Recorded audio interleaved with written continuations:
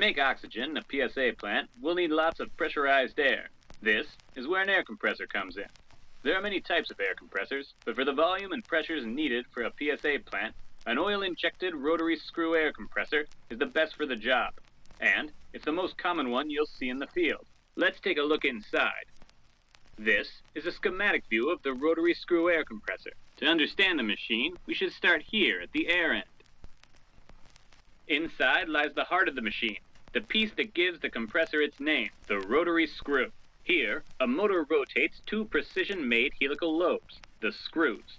The screws precisely mesh together with almost no gaps between their surfaces. This tight fit traps pockets of air between the two screws and the housing.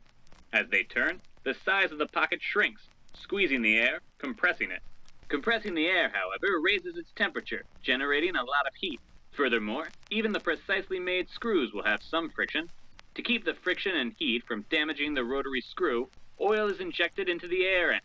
This both cools the hot air as well as lubricates the screws. This air end does all the compression in the machine. The rest of the machine is dedicated to cleaning and cooling the air and oil. We can understand the compressor as three overlapping systems: the air system, the oil system, and the control system. We'll look at each of these systems in turn. Let's explore the air system by following the air as it travels through the compressor. Air enters the compressor through an inlet air filter, which removes large particles of dirt and dust. From there, it travels into the oil-injected rotary screw, where it is compressed. To remove the oil from the air is sent to the oil separator. Air enters the separator cylinder at an angle so that it spins with great speed.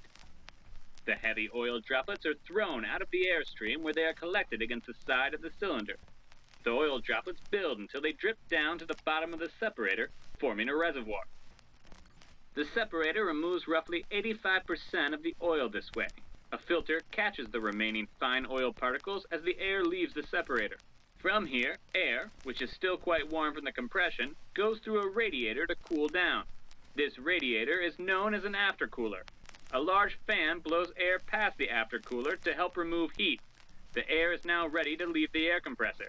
If the compressor is working properly, the air should be high pressure, oil-free, and near ambient temperature.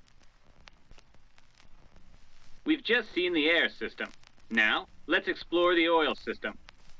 We'll start at the separator. The compressed air flowing through the separator pressurizes the separator. This pressure pushes oil from the reservoir through the system.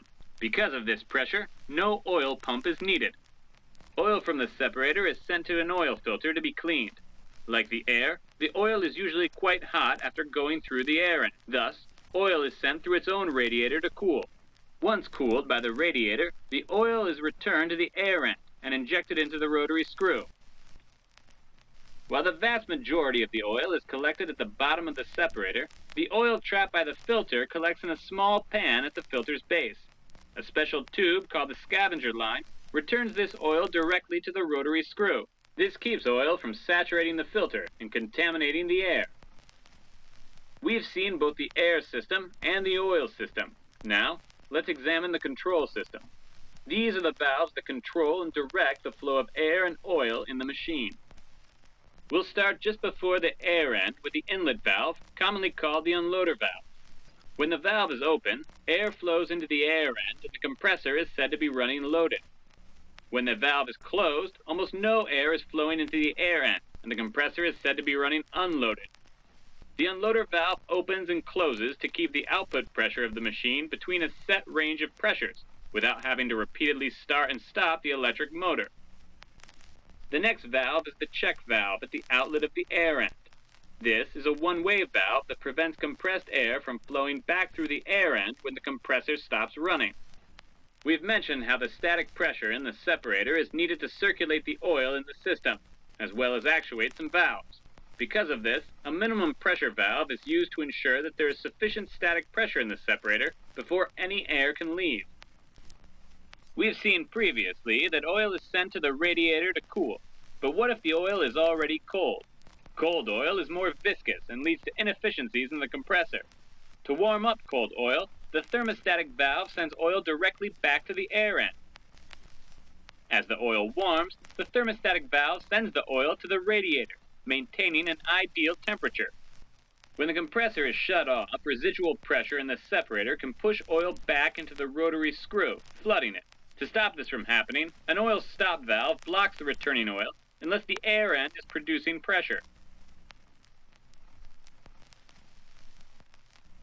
While there are many types of air compressors, the oil-injected rotary screw compressor is purpose-built for pressurizing large quantities of air quickly and efficiently. This makes it a staple across industry, as well as the standard choice among almost all PSA plants.